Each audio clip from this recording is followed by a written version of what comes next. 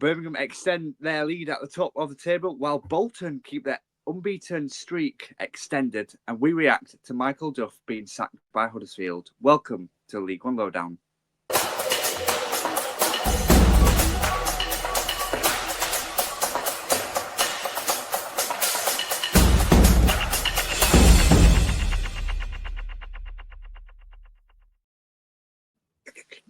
Hello and welcome to the League One Lowdown, brought to you from the Deck Podcast Network with myself, Seb Jones, alongside Jamie Johnson. As ever, Jamie, how are you doing?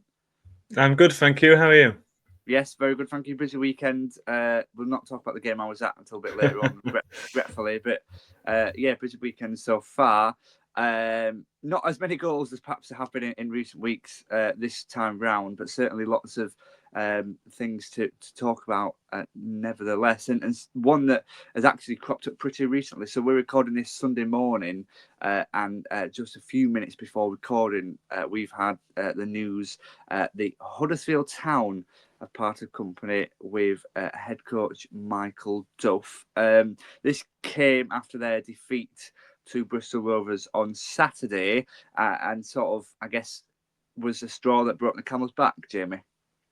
Yeah, I think that's probably the way to describe it. I mean, we've done this 2 weeks in a row now. We had Maloney at Wigan last week that was sacked about 10 minutes before we recorded, and Duff's been sacked about 20 minutes before we've hit record this week. And it has come, I think, as a surprise. I think the way you describe it, obviously they've dropped out of the playoffs. I know you've got the statement in front of you that has just been released, but they've dropped out of the playoffs with that defeat to Bristol Rovers. And they're on a bad run, but I don't think it's panic stations really. It's one winning 5, 4 in 15 if you stretch that a bit further, and that's not playoff, it's not promotion form, and obviously that's where they want to be, but it just feels a little bit rash for me because you always look at who's available and you always look at the time. There's only 10, 11 games left of the season, and you take in perhaps 1 or 2 games to get a manager in, and at that point, 9 games to go, is a new manager going to be able to stamp an identity that is going to make much of a difference between finishing 6th and, say, finishing 3rd? Because you're still, under Michael Duff, I was still expecting Huddersfield to get into the playoffs. They're very much in the mix. It's not like they fell by the wayside. They're only a couple of points either way outside of it. And it's a little bit of a surprise, perhaps more so really than Maloney last week, if we draw comparisons to that, in terms of the time the appointment was made. But as much as we were surprised at that one, this one has surprised me, I think, even more so. Yeah, you mentioned their sort of their league position and the fact that they are actually still in and around it. They've dropped to 7th because of a result of the weekend, but actually they're only 2 points off the playoff places. So that is, it's certainly not the be all. Well, shouldn't have been the be all and end all, really. 2 points. It's just a win. It's just a win, and hopefully that the other side drop points, and that has been the case. A lot of the time this season it's sort of been up and down between sides in the playoff positions, then dropping out, and then sort of. So yeah, I totally agree with you in terms of I think it's pretty rash, and I certainly think it. I don't know. I don't agree with it at all. Really, I think it's wrong. I think clearly. I know results haven't been right, and there's been a bad run of form. But I think Michael Duff is a very good manager, and I think sort of Huddersfield will do worse for not having him. Really, I think there's always going to become a sort of a tricky patch in the season, and that's where Huddersfield are at the minute. Just to sort of quote what's been said on the website by owner and chairman Kevin Nagler. He said that I believe that the resources we have available are capable of more than the 4 wins we've registered in our last 15. I feel we must make this change now to reignite our challenge for promotion. I want to thank Michael, and I wish him all the best for the future. And that sort of, I guess that's statistical, isn't it? 4 wins in 15, it's not been good enough. You mentioned that earlier on in that statement that the results since the turn of the year haven't been good enough, and that is the case. But actually, performance-wise, Michael Duff only came in May of last year. It's been a pretty good season for Huddersfield, I think, and it doesn't quite add up, does it? No, first season, you don't expect it to be sort of instantly working, do you? You expect it to take a bit of time, and they've done okay. I mean, they're in and around the playoffs. It's very rash, I think is the word to describe it. And the other note really is that they're not hunting for another manager. They're giving it to John Worthington, the academy manager. They're putting in, you expect perhaps as an interim, but he's got it to the end of the season. So they've sacked Michael Duff to replace him with a temporary manager in their academy boss being promoted up. And it just doesn't really add up for me. I don't see the gains. Obviously, you look at these things as positive, negatives, you weigh it up and that sort of thing. And the positive being that it's something different, isn't it? We're going to talk about Wigan later on, in that they've won their first the game this weekend with Maloney obviously moving on, and you look at that, sort of it shakes it up a little bit. But the negatives of it is it shakes it up a little bit. It's also a negative in that it could go either way, and it's a negative because Michael Duff had a pretty steady ship and they had a really bad injury crisis sort of dotted throughout the season, and they brought in Joe Taylor in January, got injured straight away, and Last Sorensen in the summer had got injured as well. They've been picking up injuries all the way through the season, really, to key players and big marquee signings, and it all feels really unfair is probably the way to describe it. Not that I guess football isn't fair, is it? But on Michael Duff, he's not done a job I don't think that is worthy of getting sacked at this stage of the season, and it shows the volatility of football, doesn't it? But it's just a confusing one for me. Rash, I think we've said that word a couple of times, is the word to describe it, really. Yeah, I agree. I think it doesn't right. And for me, actually, I think that sort of signals the sign of regression, really. I think, if you've got someone in that you believe that can challenge and keep that sort of pressure on the top six, and then bring them in. I'm not quite sure an academy manager. I know he's got a history with the club. But I'm not quite sure he's a man for that. So not that it is Huddersfield sort of giving up the chase, because the owner said that they want results to improve and they want to still push. But I think it is basically like he's not really doing anything but like in terms of managerial positions before. So it's a big ask to come in and get a side to finish in the playoffs. But as mentioned before, it's not achievable. They're only 2 points off it at the minute, but it will be interesting. This obviously has come a day after the result itself, away to Bristol Rovers. I guess just quickly before we move on to the next game, good result for Bristol Rovers at home.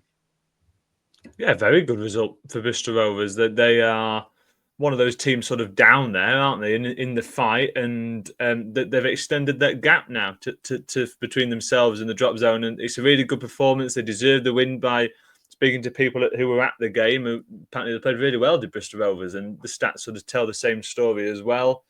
That they're looking better up front. They were probably toothless, would be how you describe them over recent weeks, but they seem to have put that to the side, and they've managed to come and get a victory here against Huddersfield. That even if obviously they've sacked the manager now and it looks like a team in turmoil going into the game, you still expect Huddersfield to get something out of it. They're still, at the end of the day, Huddersfield Town, aren't they? They're a big club for League One. They're a good team with a really good squad. But Bristol Rovers did a job on them a little bit, played really well, and got a deserved victory, which is huge for them. It almost puts them safe, I'd say. I know we'll talk about that a little bit more as we go on to talking a bit more about the sides in the relegation zone as we go through the podcast, but they're almost safe, really. And a win like this is absolutely superb for Bristol Rovers.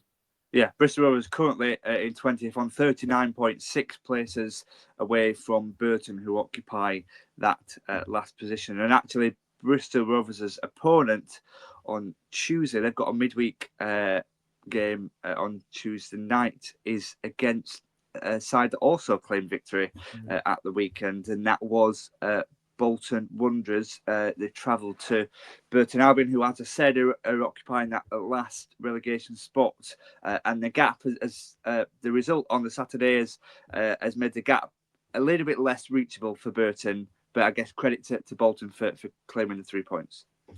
Yeah, they carry on the good form, don't they, Bolton? They had Stephen Schumacher since he come in. They're unbeaten in the league. It's 5 wins out of 6. The other game a draw against Wrexham, and they're absolutely flying. They're up to 6th, a couple of points ahead of Huddersfield, and they've got a game in hand, which obviously you mentioned there Tuesday night. We'll get on to in a second. Sort of a half set of fixtures for Tuesday night, and that is one of them, Bolton against Bristol Rovers. And if they can win it, they go 5 points ahead of Huddersfield, and that's a little bit of a gap, and they can push themselves a little bit further up the playoff places as well. and it puts them in a really good position in terms of staying in there. And who'd have thought that, even in January, with how they were playing under Ian Everett, sort of the trouble they were under, that the ship has been turned around really quite quickly. They score from both of their shots on target in this game against Burton, and it's a decent win away from home. This Sheehan with the winner in the end.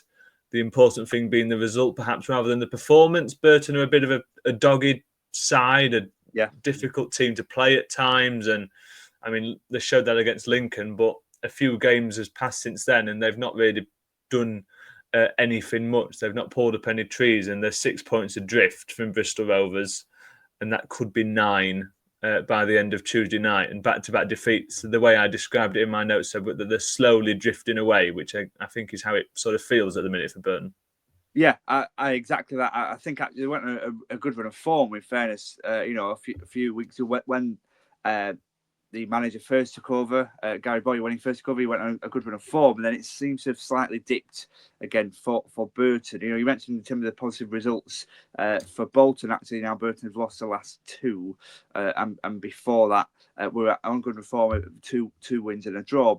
So they've just sort of turned a bad corner, really. They just need to get a good result in the next couple of matches and get it on track. But it is down to 6 points now that that they have to climb. And the team above them, we mentioned earlier that were Bristol Rovers. They're picking up a good result. So it's not going to be easy for Burton at all.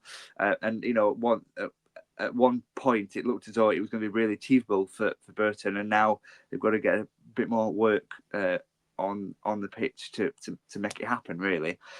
As for Bolton, I think you mentioned their sort of the clinical edge. I think that's what stuck out for me. It's 2 goals, 2 shots on targets, and just all around, it just seems to be massive.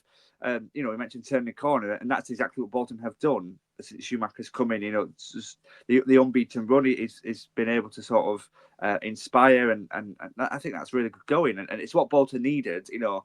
Michael Duff, we're going to go, not Michael Duff, beg your pardon, Ian Everett, we'll go back to what he said when he left and said, not to misquote him, but he basically said along the lines that, if I leave, nothing will change. Well, actually, everything has changed because results have been picked up. There seems to be a bit more positivity around the club and around the ground, and they're scoring good goals and getting good results. So, yeah, shows what Ian Everett knows, really.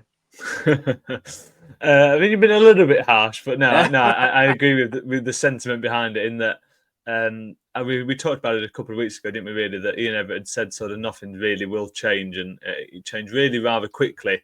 And that good run continues, as I mentioned, as we sort of started on this game. Schumacher has done really, really well with Bolton, and he's deserves a lot of credit, and he's getting it, and he should get a bit more as well, because they're doing really well. And beating a team like Burton away from home, it's not an easy place to go with a Burton side who perhaps not in the best form, as you mentioned. They're lost going into the game, but are scrapping for points, and they're putting up a fight, and they are willing to sort of play for moments in games and trying to sort of grind the opposition down to strike when they get the opportunity. And they perhaps just didn't get those in this game, with Bolton being the one who took their opportunities with a couple of goals from 2 shots on target. So impressive stuff for them, and they'll hope to continue that Tuesday night.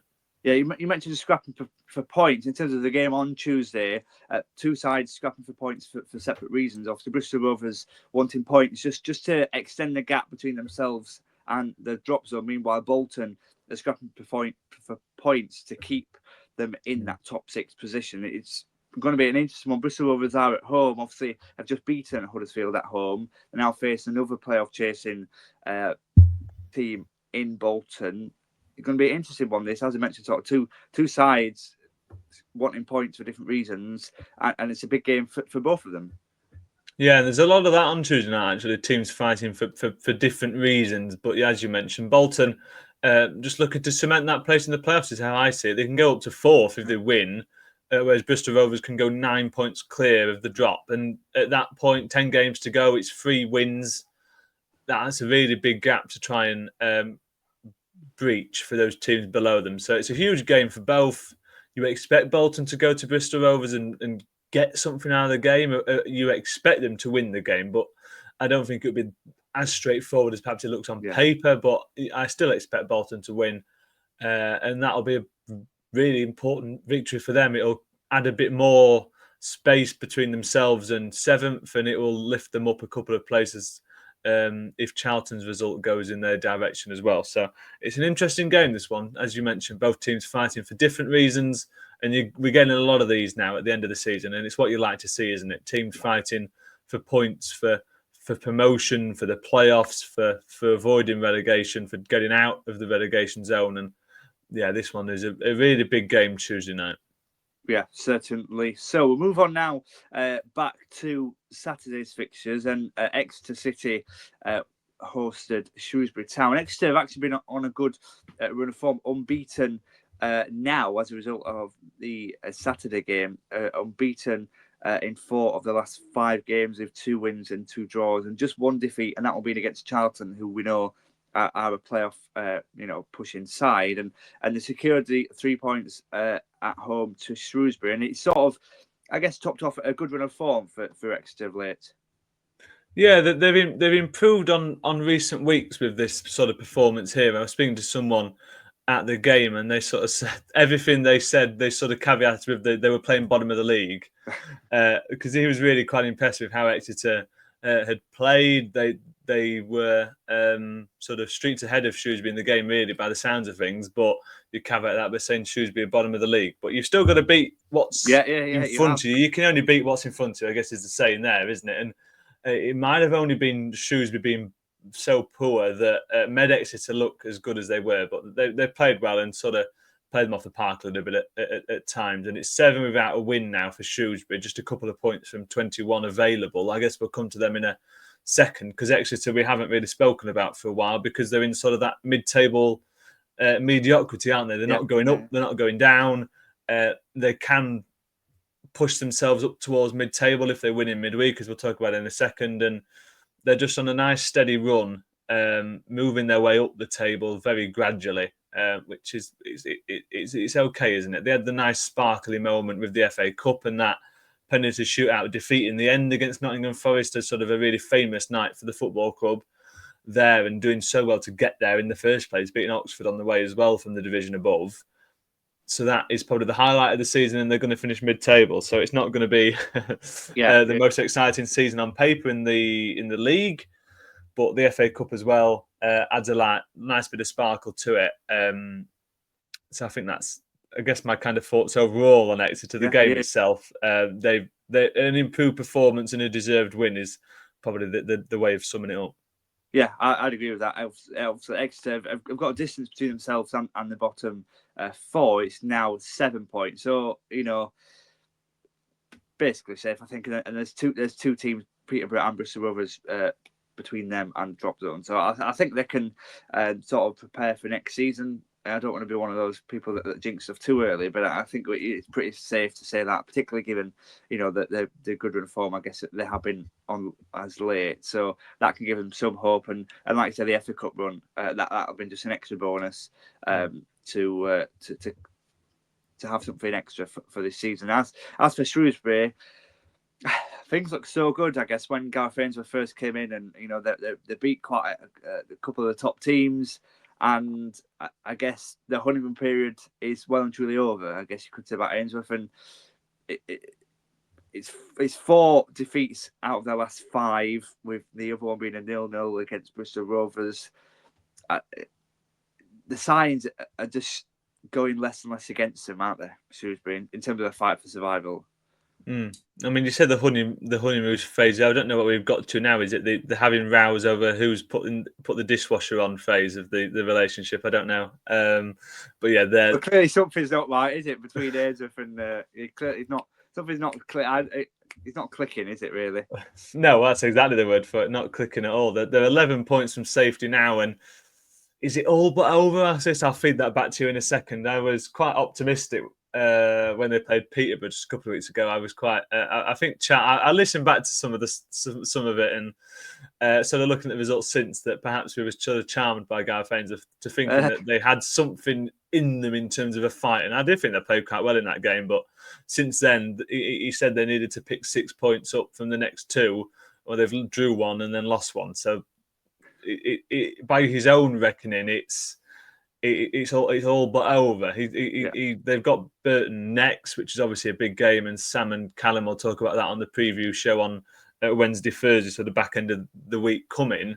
But I think it's all but over really for Shrewsbury, isn't it? There, as I say, I'll feed that back to you in a second. But I mean, it's just a bit drab, isn't it? It's the only way to describe it. They played really quite well against Peterborough.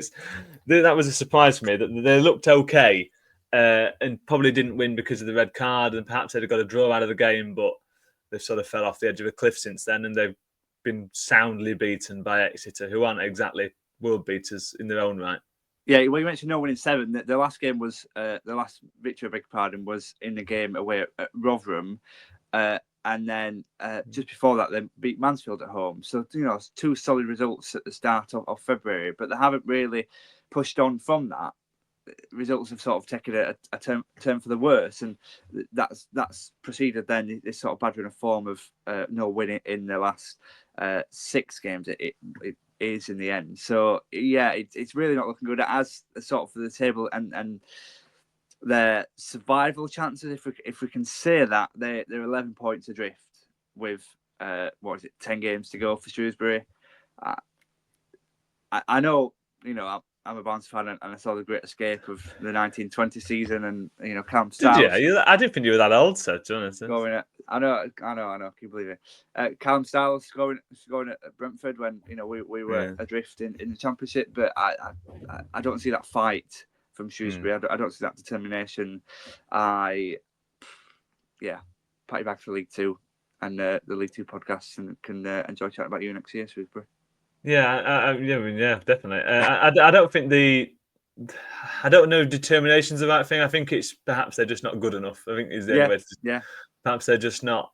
The team isn't good enough to be where they want to be. And John Marquis is obviously a miss in terms of their goal scoring threat. Sure. And Taylor Perry was a little bit in and out of the team. He's got back, but he doesn't seem to have hit all cylinders since coming back in from his little bit of an injury.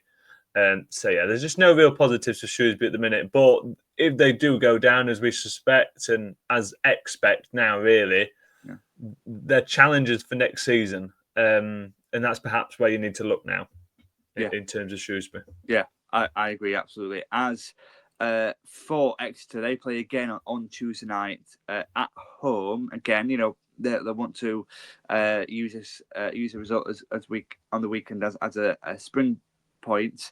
They've got Mansfield Town, who themselves are probably in a similar category to Exeter.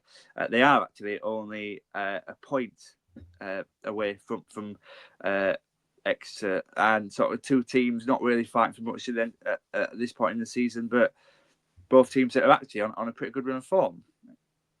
Yeah, exactly that. I mean, there were 3 games without victory, Exeter, before that game against Shrewsbury, but they've only lost 1 game in the last 5. It's one of those, because they drew a couple of games, that you can frame it in whichever way you want. But the win at the weekend makes it look a lot better, and it is a decent run of form, as you mentioned. Mansfield aren't on a decent run of form. I know they've got 3 draws. They've got a few draws after quite a few defeats. I think we could be relative and say it's for their standards. I think good run of form. 3 draws on the bounce, not bad going. 3 draws in a row. It's 13 without a win.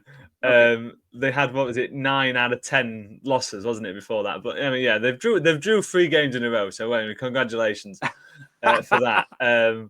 Mansfield, they're only 1 point clear of Exeter. So if Exeter win, they'll leapfrog them, and it will put them up to 16th. They can't quite reach Wigan because of goal difference, but it puts them up to 16th, and they're slowly climbing, as I mentioned a minute ago. Mansfield, sort of slipping away, but they're not going to go down. They're not going to obviously challenge like they were doing in the very early stages. They were up there at the very start, weren't they? But they're going to finish mid-table, and that's a decent season for Mansfield. I think we all put them in the relegation zone at the start of the season when we did our predictions. I hate to see at the end of the season how far off we were. But I'm sure we will have to sort of go through that torture at the end of the season. But there's 2 mid-table teams. There's not a whole lot to say about it, really. But Exeter are the team on the good run and will want to try and leapfrog Mansfield. But for Mansfield, they just need a win. If they win a game, who knows that they could win 2 or 3 in a row, and just a bit more positivity around the place heading into the summer, which is important, really. But you don't want to go into the summer off the back of an elongated bad run. You want to start picking up points a little bit, and if they can pick up a win here, just pick up a couple before the end of the season, just sort of in and around, just getting victories, it can sort of turn the mood around, which I think is probably important because it's a bit of a mess at the minute. Really poor run of form, but that good start to the season has meant that this bad run isn't putting them in trouble, which is the positive to the silver lining perhaps for the cloud of that 13-game winless run. We'll move on to chat about the final game before we just take a short break, and that is Wigan Athletic against Cambridge. Obviously, Wigan in their first game since parting company with Sean Maloney and under the interim charge of Glenn Whelan. It's got off to a good start, Jamie. Glad it has a victory here, and the performance is secondary to the points, I think, for this one. And Wigan have won, which is the important thing for them. A slight change of shape, I'm told, from the 4-2-3-1 that Maloney was sort of known for. It's a 4-3-3, so a little bit of an alteration there, and that's what you get from interim managers, isn't it? Really, it's never a huge change. It's a sort of a little change like that where they've tweaked the formation. I think Mellish was pulled into midfield a little bit, if I'm not mistaken. So that's a little bit of an alteration there, and that being that slight difference, as I mentioned. Yeah. And they've won the game. Sam Ticker got man of the match, which I think says a lot, more than I can say about sort of little altercations with formations and such. That shows they were under the cosh a little bit, and he was called into some good saves, and he's a good goalkeeper, of course, one of the better in the division for my money. Yeah. And he's done well in this game and got his team out of trouble when he needed to, and secured the 3 points for Wigan, which is a feel good victory after obviously getting rid of Maloney last week. So yeah, a good win, perhaps not a good performance, but they won't mind. No, certainly not. As for Cambridge, we've obviously chatted not that long ago about Shrewsbury's chances, and Cambridge are 1 point better in terms of gap to safety. 29 points, 10 points off Bristol Rovers with 39. They've got 11 to play, so they've got the game at Exeter, which we'll cover when we return from the break. Can they do it? No. Let's move on. I agree.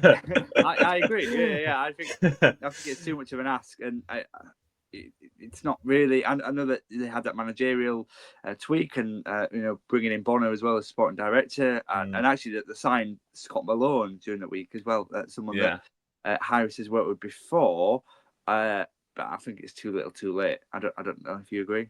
Yeah, no, that's exactly how I would describe it. I mean, if we're sort of damning Shrewsbury to relegation, 11 points clear, then an extra point is doing nothing, is it? It's still the same amount of games. It's still 4 wins away from safety. They had that good start under Neil Harris. There's a couple of wins. The one against Stockport, which was really impressive. And since then, they've lost 1-0 twice in concession. And that is... Perhaps there is a slight positive in that in terms that they're not getting battered, which they were at times before Neil Harris and Bonner, as you mentioned, came in, but they're just not winning games. And it doesn't matter, we mentioned with Wigan, it doesn't matter how they played, they just needed to win. And that's the whole piece for Cambridge. It doesn't matter how they win, they just need to. And they haven't in these couple of games here. So they've put themselves in a really difficult situation. And I think we said when they came in, Harris and Bonner as a pair, that they were preparing perhaps for a promotion push next season after going down to the 4th tier. So I don't think any of that really changes, despite that slight uptick when they first came in. Yeah, I can't see anything but agree with you there. So yeah, sorry, Cambridge. See you on the League 2 podcast next year. We'll come back. We'll just take a short break, and we'll be back very shortly to discuss the rest of the fixtures from Saturday. See you in a moment.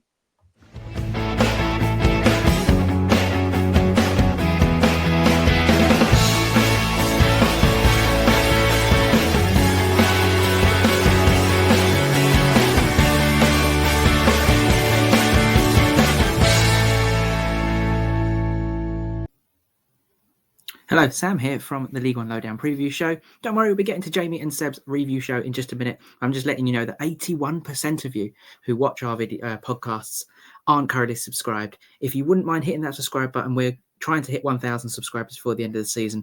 It would be greatly appreciated and mean a lot to all 4 of us. So thank you, and we'll get on now with the review episode. There we go. Very fancy. You heard that from Sam. Don't forget to subscribe to the League One Lowdown. Welcome back to the review episode with myself, Seb Jones, and Jamie Johnson, covering the matches that were played on the 8th of March in League One. And regretfully, the next game we're going to cover is the game that I was at, Barnsley hosting Blackpool. I'm just going to sit back and enjoy the next 5 minutes here. Yeah. It's one of those where I don't really know what to say. There's a lot to say. I would start off by saying, and I'm not like a manager, by the way, that the Barnsley have got a lot of injury issues. Oh, here we go. And that, I guess, that was sort of elevated by Josh Earl and Adam Phillips coming off away at Charlton in midweek. Phillips is obviously Barnsley's second top goal scorer in the squad, and Earl has been more or less an ever present at the back. In fact, I think he has, prior to going off Charlton, I think he has played every league minute. So he's been an ever present at the back. So the two focal points, and they've been replaced by Connor Barrett, who actually was signed in the summer as an academy player that's sort of being forced to cover, and was Phillips was replaced by Max Waters, who was making his first start after being out for some time with an injury himself. So that is not to excuse the performance. I think Barnsley are lucky that it was only 3. I think certainly Carey, who grabbed 2 goals in the second half, could have grabbed 2 in the first half. You know, there were some great chances that he had just a few yards out. He just seemed to miss the target, and he just thought that was going to be a huge let-off for Barnsley. But it wasn't the case. Carey went up, sort of came out the second half, clearly had fire in their bellies at Blackpool, and clearly got 3 goals. Carey got 2, and Fletcher in the middle of both of those against his former side. He was part of the 2015-16 promotion season with Barnsley, the double Wembley winning season. So sort of he was scoring against his former side, and disappointing really. I guess 2 sides, both in the outskirts, could be pushing for the playoff chasers before this one. Barnsley on a good run of form prior to the defeat of Charlton midweek. Blackpool themselves had just draw too many games prior to Saturday. That they drew 15 out of 34 games. That's nearly half of the games that they're just drawing, and sort of that is the thing holding them back. But yeah, it's poor. I guess the momentum is with Blackpool. If they could go in at a late chase, maybe, but results on Tuesday could, I guess, just extend the gap from the playoff places for Barnsley. So yeah, clearly not a good result, and not a good performance at all. Some of the players, because of our injury struggles, have looked a bit jaded, looked a bit worn out. Really, some of them evidently like tired, and yeah, but we've been forced to, because we've not got really that big of a squad in depth, squad depth. So not looking great for Barnsley. Boos at half time, boos at full time, chance against the board, and sort of the positivity that we picked up in the last couple of weeks with the 3 wins on the bounce seem to have diminished pretty quickly. Yeah, that short-lived revival very much over, isn't it? With back-to-back defeats, failing to score in both games, and that, I think, is a symptom of the inconsistency for me. We talked about Davies Keillor-Dunn, how well he'd been playing on last week's episode, and 2 games later, Barnsley have failed to score twice, and they've slumped away from the playoff push, and that almost, I think you would say it's over, that charge for the playoffs. Sorry, Seb. Yeah. But it is really, isn't it? Because they're 8 points behind, and that could be 11 by Tuesday with Bolton. If they pick up victory, and those teams, Charlton as well up there, if they win their games in hand, then that gap stretches even further, and that is a lot of points to pick up at the bottom of the table, where not many teams are winning consistently. Whereas towards the top, where teams are winning consistently, it's near enough impossible to breach that sort of gap. The way Barnsley have been playing as well, and the injuries you mentioned, Seb, it's all just a bit of a concoction of issues at the minute at Oakwell. And I mean, Blackpool are only 1 place behind you. They ended their run they've drawn a lot of games over recent weeks. They've sort of won a couple, they've lost, and they've got the 5th best league away form this season. We should have told you how many games they've been drawing at home. But away from home, they're on the road, they've been really good. Yeah. Another one to add to that category here. It's an impressive victory, even if disgruntlement sort of behind the scenes is perhaps taking away some of the shine in terms of sort of Barnsley looking like a beatable team. Whereas it's a good, if you can beat Barnsley, you've done well. Is how I would say. Yeah, well, I'll tell that. Yeah, and in fairness, Blackpool themselves have had a few injury issues. I know Bloxham came in for the Shrewsbury in January, and he got off to a good start, but then has since fallen to injury as well. They've brought in Niall Ennis, and he, alongside Fletcher up top, have caused a few issues from the Barnsley defence. I did Carey, who grabbed 2 goals, as I said, playing as a left winger. So, yeah, certainly questions for Barnsley, questions for Darrell Clarke, questions for the board for sure. Given I guess the lack of squad depth is showing, maybe things would have been done in January to change that. There's certain questions to be asked across the board. As for Blackpool, I think it's a pretty good display, really, from what I was just sort of expecting them to. I don't know when they grabbed their first goal, just to sit back and see it out for 1-0 or from a Barnsley point of view. Hope that they would get another draw. But that was the case. They went on and attacked, and they look really dangerous going forward. Blackpool, credit to them. As I mentioned, Carey combined well with actually Apter on the other side as well. He caused Neil Ferrugia on Barnsley's left a few issues. Good performance, I think, from Blackpool. And as I mentioned, could be more than 3. So Barnsley let off majorly, I believe. And Blackpool have a quick chance to make it 2 wins in just a matter of days. They have got a home tie to Cambridge, a home game to Cambridge on Tuesday night. Surely this is only going one way, Jamie. Well, you would expect so, wouldn't you? We talked about Cambridge before the break and how they've sort of hit a little bit of a rough patch after the immediate boost of the new management. And this is a huge game for them. If they have any chance of threatening Bristol Rovers, even if that does seem unlikely, they have to win this game of football. The game in hand over the other teams around them. And if we goes the way we expect in terms of Bristol Rovers losing to Bolton, then the gap can be close to 7, even if that is still a very tough and tall order. But Blackpool, I think the interesting thing to bring out, I mentioned their away form. At home, they've lost just 2 games all season, and they've won just 3. 11 draws at Bloomfield Road this season. So perhaps another draw here, but who knows in terms of that. But yeah, I mean, it's a big game for Cambridge. I mean, you've put Blackpool in the playoff picture. I think that's generous. I don't know if... I said playoff chasing. I just don't see... I mean, I guess it's a bit more of a broader point. I know we've got other games to talk about, but I don't see those teams in the playoff the playoff pack now dropping enough points to allow a Blackpool in. Yeah. Even with a Reading and a Leyton Orient above them who are losing a few games, I see them picking up enough to sort of stay above Blackpool. But even still, Blackpool will want to keep the pressure on and keep themselves in the mix at the very least. And the higher up you finish, the better. It is probably the most obvious statement I've made on the podcast today. So they'll want to win the game, but Cambridge need to win the game. Is guess how I would sum it up. Riveting expert opinion there from Jamie Johnson, as always. You certainly you get your appearance fee. Cutting edge. Getting your appearance fee out of that one, clearly. So, yeah. We'll move on to the final game we'll look at in detail in some of the results from Saturday. And this is a goal apiece between Peterborough and Wycombe. Wycombe we'll look at them first, been slightly disappointing, you would say, sort of stuttered a bit under Mike Dodds. They went, obviously, we've spoke many times that they were on a really good run form under Bloomfield, and, they were sky high, overachieving. No one expected them to get there. And in fairness, they are still in and around where they were when Bloomfield left, but they're now on the same points as Wrexham in 3rd.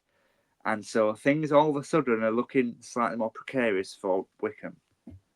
Yeah, and Wrexham play midweek, so they can jump into the automatics with victory or even a draw there. And Wycombe have a stumbling block, perhaps you would say, in terms of Bloomfield leaving. And it was expected we expected them to sort of drop off a little bit, with Bloomfield obviously being a real force for good at that football club over recent years, and he moving on, there was always going to take a hit, perhaps not as, it's been more of a slow death than anything else. In terms, they've not been losing games consistently, but they've just not been winning enough games. They've been drawing too many. They've just been slipping up in fixtures where they can't afford to. And I'd put this in that category. I know Peterborough are in decent form, 6 without defeat now, but they're still down the bottom end of the table. And if you want to get promoted, you've got to beat teams down the bottom of the table. And they haven't here. They were really poor in the first half. Wycombe picked up in the second. The way a Wycombe fan who was at the game described it was that they have a lack of ideas up front. It's also the hoofball to Kone, who got the goal in the end. He scored a 93rd minute equaliser to secure a point. Perhaps that papers over a few cracks. It's just 1 win in 5, 2 in 8, if you stretch that a little bit further. And the question I'd put to you, you mentioned Dodds, in terms of perhaps being a little bit struggling, I guess is the word you'd put onto it. The fans aren't happy with him because of team selection. It seems to be the case. January signings, Lowry, Berry and Vestergaard all not in the squad, and there've been a few complaints and challenges over the team selection he's been putting in. So it's not exactly ideal, to say the very least. And you bring in this new manager, and he seems to be struggling to gain the trust of the Wycombe fan base. Yeah, it's not what we want. Certainly when you are trying to push for the top two, you want your fans behind you. And when there is that little bit of friction, between the manager and the fans, it's never good, really. It's something that they have to improve on. But I guess that can only be improved on when results on the pitch are being improved on. And sort of it goes hand in hand, really. Results just haven't been, as I mentioned, we're putting all in this into a bit of perspective. They've not been awful. It's not, not been atrocious. They have just stuttered.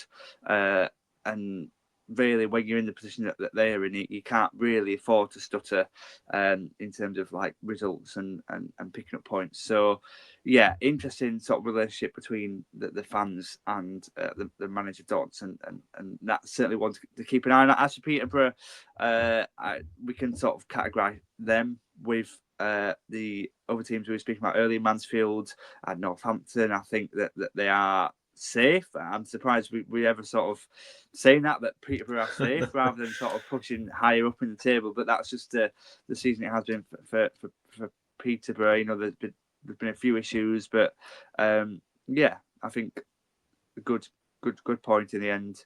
It's been a difficult season, but actually they're now unbeaten in the last 5, 2 wins and 3 draws. So they are picking up form, and you'd imagine push sort of to that mid-table, sort of entering the final stage of the season. So I think, and Poco's back as well. There's a thing worth mentioning, that sort of pick up that boost. They've got their star man back, and there's no trouble now of relegation for them. And they were very much in there, really down the wrong end of the table, and it looked at times like they were going to get pulled into the relegation zone itself, and they looked like they're in real trouble. But Dan Ferguson's done well to help this team turn the corner, and they're going to be okay. Yeah, I agree, absolutely. Elsewhere in the games on Saturday, we had 2 early kickoffs thanks to Sky Sports. So Crawley Town and Reading drew 1 apiece with a late equaliser for Crawley that keeps Reading in 8th place, with just 2 spots outside of the playoff chasers. As for the other playoff chasers playing each other, Stockport and Charlton, 0-0. So not much to chat about in that one. Birmingham City continued their good run of form. As the second half penalty was enough to get past Lincoln and extend their lead at the top to 11 points. And they got a game in hand as well on the other teams around them. Sam's Leighton Orient fell to a home defeat against Northampton. Leighton Orient, I think, has sort of shown this recurring theme of conceding from corners. Have now got 5 defeats on the bounce as well. Not looking great for them. I'm sure Sam will speak not highly of them, but we'll speak about them on the. That'd be one of Sam's famous rants when we get to talk about Leighton Orient for them later in the week. Yeah, I will enjoy watching that, I am sure. Stevenage and Mansfield drew 1, a Peter goal live side of half time. And to finish things off, the results on Saturday, Wrexham beat Rotherham 1-0 at home, which, as we mentioned earlier, means that they are now level with the automatic places and could leapfrog them, which is one of the games we're just going to look at shortly. So we've got some more games on Tuesday. Crawley, Charlton, Reading, Wrexham, Birmingham, Stevenage. We'll start with Crawley, Charlton. So with a good result, Charlton could jump to 4th, and Crawley could close the gap to safety. I guess one is sort of more achievable than the other, shall we say? Well, exactly that. They're 9 points away from safety, and it's another one of those. We mentioned it with Charlton. It's must win, but for Crawley, I beg your pardon. But for Charlton, I think they're just on such a good run, aren't they? Yeah. It's 1 loss in 11, and that was against Birmingham. And Nathan Jones showed that passion against Leyton Orient with that late turnaround there. And it just keeps on going for them. I know they drew 0-0, but it's still a solid point on the road at Stockport. And a win can help them leapfrog Stockport and into 4th. And they're knocking on the door with those teams even above that. And there could be a bit of a dark horse in terms of the automatics if Wrexham sort of take their foot off the gas a little bit. But we'll talk about them in just a second. But yeah, Charlton doing really well. Away from home here, they're against Crawley, who are 6th without victory.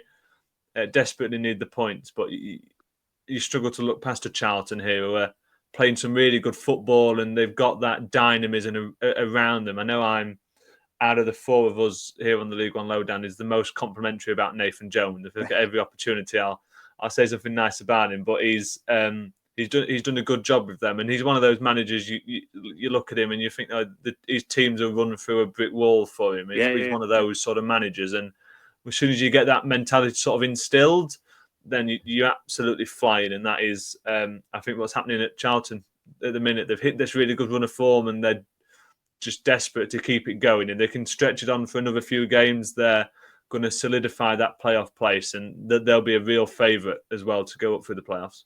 Yeah, they're on a fire reform on Nathan Jones' side. Crawley less so. I think it almost fell into the category of the likes of Shrewsbury and Cambridge, but I think we can maybe hang fire another week or so before giving them the keep our powder dry, before giving them the official goodbye to League Two. In terms of the result at the top, the game at the top, I beg your pardon, that involves Wrexham. They travel to Reading. We covered this earlier on, that a win for them, any result for them would see them leapfrog Wycombe and go into the automatic spots. I guess a win would just make it 2 points rather than just the make it 3 points rather than just a 1. So they'll want to win. And that, I guess, sort of is as a sign of Wrexham just keeping on knocking on that automatic spot door, and actually Wycombe have fallen, but I guess Wrexham needed to keep winning to keep the pressure on, and they've continued to do so. Yeah, they are keeping the pressure on, and they've got 3 games and 3 clean sheets in a row, and they've done it against Bolton, Huddersfield and Rotherham. Not easy team to keep clean sheets against. They've won a couple of those games as well, and they really are knocking on the door, and I expect that door to get knocked down on Tuesday. Perhaps with a draw. I don't expect a lot of goals in this game. Reading are a really solid team. They've got 6 draws in their last 8. They're unbeaten in those 8 games, but as I say, 6 of those have been draws, and that is the only critique really. But the positive being that, I mean, we wrote Reading off in terms of being in the playoffs when Ruben Sellers left for Hull. Noel Hunt coming in, we said, oh, well, they'll slip down to mid-table, and they're still there. They're very much in the mix, and that they could. It would be no shock if they still ended up in the playoffs, and they can get a little bit closer to achieving that with victory at home to Wrexham. And we know how good they are at home. Wrexham on their travels have been nowhere near as solid and almost unbeatable as they have been on their own patch. So this is an interesting game, this one. I can't see it being, as I mentioned, loads and loads of goals. But there are a lot of interesting wrinkles to it. Reading good at home, Wrexham not amazing away, and both teams in good form. Sam Smith as well against his former team. So they were doing that switch in January for the big money move. And there's just a lot of interesting threads in this game. I think this is the late one. This is the 8 p.m, isn't it? In terms of the midweek games on the telly. And this one definitely be worth tuning in for. I think it's an interesting game. Perhaps as I say, won't be the most exciting in terms of goals, but it's an interesting game, and it was a really important one too in terms of League One.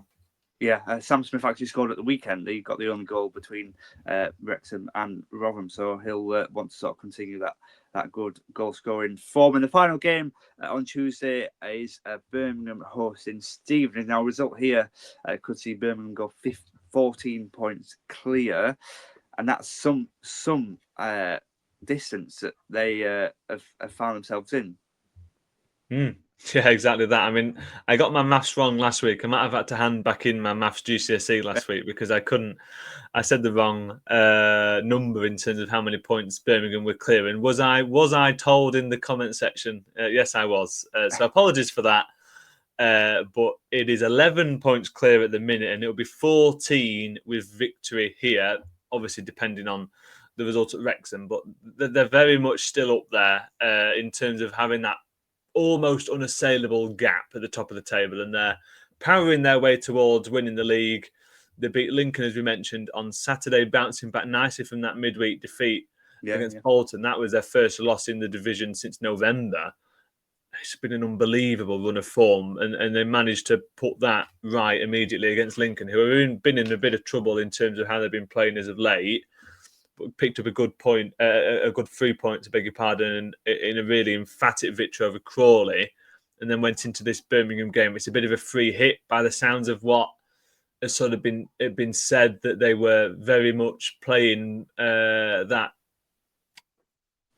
team down the bottom end of the table sort of football, and they're going to sit back and absorb the pressure and look to create a goal out of somewhere.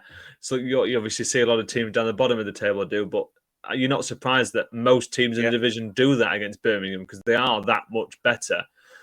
To paraphrase Michael Scabara a little bit, they were saying they're as good, if not better, than they were when they were in the Championship, that in terms of that team. And that's exactly how they've been playing all season. They've been playing like a Championship team and a team a step above the rest of the division, and that's what they have been all the way through, and that's what they are currently, with that really big gap at the top of the table. And they've got Stevenage here, who are mid-table mediocrity, aren't they? They're not going to go up, they're not going to go down, and we don't talk much about Stevenage since I really think January, really, because they're in that mix in the middle of the table where, just not my microphone, so apologies for that. They're in that mix in the middle of the table where they can't really push or be dragged into anything. So not too much to play for them, but an away day at Birmingham is a big one, isn't it? I mean, it's a huge stadium, and the atmosphere is always superb. So it'd be a nice trip out there. Shame it's a Tuesday night, perhaps, for the Stevenage fans, but they'll want to put a good account for themselves on there. But yeah, you can't imagine anything other than Birmingham picking up yet another win and extending that gap up the top. Yeah, Stevenage exactly at mid-table, 13 wins, 13 defeats and 9 draws from 35 played. So yeah, you mentioned, I think that is exactly where they will be there come the end of the season, I'm sure. So Birmingham will have a chance to extend their lead. That is it from us this week. Don't forget, Sam and Callum will be back later on in the week with the preview ahead of the weekend's fixtures in League One. Thanks to Jamie as ever, and thanks to you guys for watching as well. Don't forget to subscribe and give us a like as well. And from us, we'll see you next week.